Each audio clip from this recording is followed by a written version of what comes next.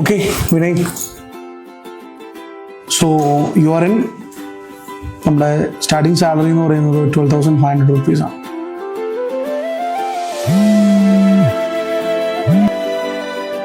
Hello. Hi sir, Bajaj ഫിനാൻസിൽ നിന്നാണ് വിളിക്കുന്നത്. സാറിന് 2 മാസത്തെ EMI പെൻഡിങ് ഉണ്ടല്ലോ.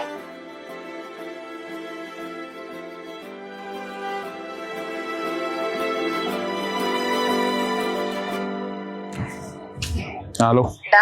ജോലി സെറ്റായോ? ഇല്ല. ഈ ഇന്റർവ്യൂവിന് പോയപ്പോഴേ എനിക്ക് ഉറപ്പായിരുന്നു ഈ വർക്ക് സെറ്റ് ആവില്ല എന്ന് തന്നെ പറയുന്നു. എങ്ങനെ ഒരു വർക്ക് സെറ്റാക്ക്? പിടിച്ചു നിൽക്കുന്നതിനൊരു പരിധി പിടിച്ചു നിൽക്കാൻ വേണ്ടി തന്നെ ഈ സ്ട്രഗിൾ ചെയ്യണം. നീ ഓരോന്ന് പറഞ്ഞ വഴക്ക് പിടിക്കാണ്ട് ഫോൺ വെച്ച്. എന്താണ് നീ ജോലിയാണോ പ്രശ്നം? പഠിക്കാൻ വേണ്ടി ഫീസ് അടച്ചു. ഓരോ ഫെമ്മിലും ഫീസ്. എക്സാം എഴുതാൻ അതിന് ഫീസ്. എഴുതിയ പേപ്പർ എങ്ങനെ തോറ്റുപോയാൽ ആ പേപ്പർ ഒന്നുകൂടെ എഴുതാൻ അതിന് ഫീസ്. ഇനി എഴുതിയ പേപ്പറിന് വിചാരിച്ച മാർക്ക് കിട്ടിയില്ലെങ്കിൽ ആ പേപ്പർ ഒന്നുകൂടെ നോക്കാൻ അതിന് ഫീസ്. അങ്ങനെ 6 ഫെമ്മ് പാസ്സായി. ഫൈനൽ സർട്ടിഫിക്കറ്റ് കിട്ടാൻ വേണ്ടി അതിന് ഫീസ്. ഇത്രയും ഫീസ് അടച്ച് ഒരു ഇന്റർവ്യൂ ബോർഡിന്റെ മുമ്പിൽ ജോലിക്ക് വേണ്ടി പോയിരിക്കുമ്പോൾ അവർ പറയണ ആദ്യത്തെ സാലറി കൊടുത്ത 1 മാസത്തെ ഫെം ഫീസിനെക്കാളും കുറവാണ്. എന്തിനാണ് പഠിച്ചിട്ട്? ചെറുപ്പം മുതൽ നമ്മുടെ ബ്രെയിനിലോട്ട് കുത്തിവെച്ചിരുന്നൊരു കാര്യമുണ്ട്.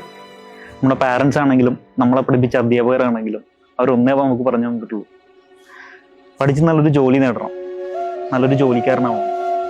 അല്ലാതെ നിന്നോട് ആരെങ്കിലും പറഞ്ഞു തന്നിട്ടുണ്ടോ നല്ലൊരു ഇൻവെസ്റ്റർ ആവണം, നല്ലൊരു ബിസിനസ്മാൻ ആവണമെന്ന്? ഇനിയിപ്പോൾ സൂപ്രയും കൂടി വരാൻ പോകുന്നു.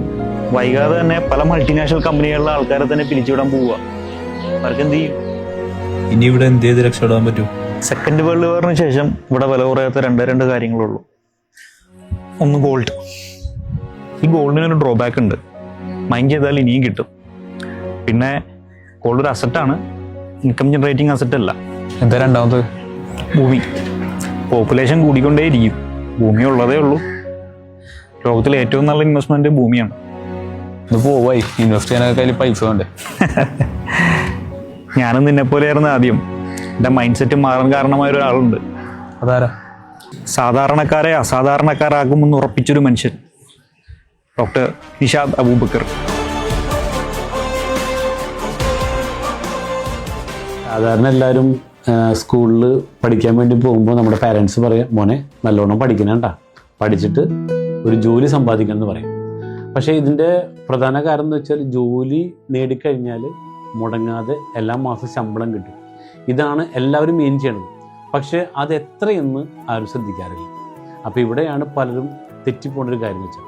അപ്പോൾ ഒരു ബിസിനസ്സുകാരൻ ആകണമെന്ന് എനിക്ക് തോന്നുന്നു ഇവിടെ 99% പാരൻസ് പഠിപ്പിക്കാറില്ല.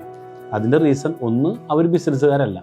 രണ്ടാമതായിട്ട് ഒരു ബിസിനസ് ചെയ്യണമെങ്കിൽ അതിന് ക്യാപിറ്റൽ എമൗണ്ട് വേണം, റിസ്ക് ഉണ്ട് അല്ലേ, ഒരുപാട് കടമ്പകൾ കടക്കാണ്ട്. ഏത് ബിസിനസ്സാണ് ഇവിടെ ചെയ്താൽ വിജയിക്കുക? അപ്പോൾ അതൊക്കെ നോക്കി അതെന്തിനാ വെറുതെ റിസ്ക് എടുക്കണം? ആ നേരം പഠിച്ചൊരു ജോലിക്ക് പോയ പോലെ. അപ്പോൾ എന്താണ് what is the real purpose of business എന്ന് ചോദിച്ചാൽ അതിന് ഒറ്റ ഉത്തരവേ ഉള്ളൂ: to generate cash more fast. അതായത് കൂടുതൽ പണം പെട്ടെന്ന് ഉണ്ടാക്കണം. എന്ത് ചെയ്യണം? ബിസിനസ് ചെയ്യണം. പക്ഷേ കുറച്ച് പണം കൂടുതൽ സമയം കൊണ്ട് ഉണ്ടാക്കണമെങ്കിലോ അതിനാണ് ജോലി. പക്ഷേ ഇത് പലരും മനസ്സിലാക്കുന്നില്ല. റീസൺ, ഇപ്പോൾ വിനയ് ഒരു എംപ്ലോയി ആയി വിചാരിക്കാം. ഒരു എംപ്ലോയി ആയിക്കഴിഞ്ഞാൽ വിനയ്ക്ക് ഒരുപാട് ആഗ്രഹങ്ങളുണ്ട്. നല്ല വീട്ടിൽ താമസിക്കണം അല്ലേ? ഇപ്പോൾ ഇഷ്ടപ്പെട്ട വീട്ടിലാണോ താമസിക്കുന്നത്? അല്ല. ഇഷ്ടപ്പെട്ട വാഹനത്തിലാണോ സഞ്ചരിക്കുന്നത്? അല്ല. ഇത് ഒരു എംപ്ലോയി ആയിക്കഴിഞ്ഞാൽ ഈ ഇഷ്ടങ്ങൾക്ക് ഒരു പ്രാധാന്യമില്ല. ഇഷ്ടപ്പെടാത്ത വീട്, ഇഷ്ടപ്പെടാത്ത വാഹനം. അതേസമയം ബിസിനസ്സുകാരനായാലോ നമുക്ക് ഇഷ്ടപ്പെട്ട വീട് വാങ്ങാം, ഇഷ്ടപ്പെട്ട കാറ് വാങ്ങാം. പക്ഷേ ആ ബിസിനസ്സിലേക്ക് ഇറങ്ങുമ്പോൾ ഒരു ചലഞ്ച് എന്ന് വെച്ച് കഴിഞ്ഞാൽ നമുക്ക് ക്യാപിറ്റൽ എമൗണ്ടും ആ ബിസിനസ്സിനെ ട്രെയിൻ ചെയ്യാനൊരു കോച്ച് വേണം. അങ്ങനെ കുറേ കാര്യങ്ങളുണ്ട്. അപ്പോൾ ഇവിടെ ഞങ്ങൾ ചെയ്യേണ്ടത് ഇതെല്ലാം കൂടെ ഉൾപ്പെടുത്തിക്കൊണ്ടാണ്. കാരണം ഒരു ഇൻവെസ്റ്റ്മെൻറ്റും ഇല്ലാണ്ട് നമുക്കൊരു ബിസിനസ്സിലേക്ക് കടന്നു വരാം. 2, നിങ്ങൾക്ക് അതിനൊരു ട്രെയിനിങ് തരും. അതിനൊന്നും ഞങ്ങൾ ഇൻവെസ്റ്റ്മെൻറ്റ് ചെയ്യേണ്ട, ഫീസും ഒന്നും ഇവിടെ ഈടാക്കുന്നില്ല. അതോടൊപ്പം തന്നെ മറ്റൊരു കാര്യം കൂടി നമ്മൾക്കിവിടെ ഞങ്ങൾ പ്രധാനമായിട്ടും നോക്കുന്നതെന്ന് വെച്ചാൽ ഇന്നോവേഷൻസ് ആണ്. അതായത് ഇവിടെ ബിസിനസ്സിലേക്ക് ഇറങ്ങുമ്പോൾ ആളുകൾക്ക് ഇല്ലാത്ത ഇന്നോവേറ്റീവ് ആയിട്ടുള്ള സാധനങ്ങൾ കൊടുത്താലോ ഇത് ആളുകൾ പെട്ടെന്ന് മേടിക്കും.